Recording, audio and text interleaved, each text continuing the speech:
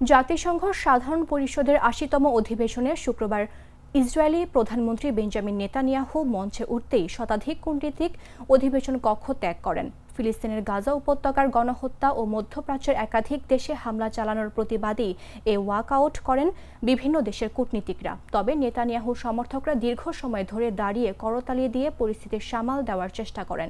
Israeli প্রধানমন্ত্রী যখন মঞ্চে গিয়ে দাঁড়ান ততক্ষণে অধিবেশন কক্ষের বহু আসন ফাঁকা দেখা যায়। সভাকক্ষ থেকে বেরোনোর পথে ভিড়ের সৃষ্টি হয়। তবে এ সময় ব্রাজিলের প্রতিনিধিরা ঐতিহ্যবাহী ফিলিস্তিনি কেফিয়া পরে উপস্থিত ছিলেন।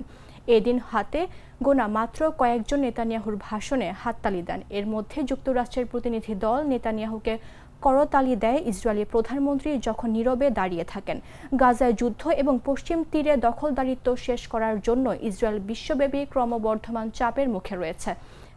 তার ওপর ট্রাম্পের ওই হুঁশিয়ারির পর নেতানিয়াহু জাতিসংঘের ভাষণে কয়েকটি যুক্তিতে এর জবাব দিয়েছেন। প্রথমে ফিলিস্তিনের মুক্তিকামী গোষ্ঠী হামাসের অবশিষ্ট নেতাদের উদ্দেশ্যে তিনি বলেন, আপনারা অস্ত্র নামিয়ে রাখুন, জিম্মিদের মুক্তি দিন। এটি করলে আপনারা বাঁচতে পারবেন, আর না করলে ইসরায়েল আপনাদের খুঁজে বের করবে।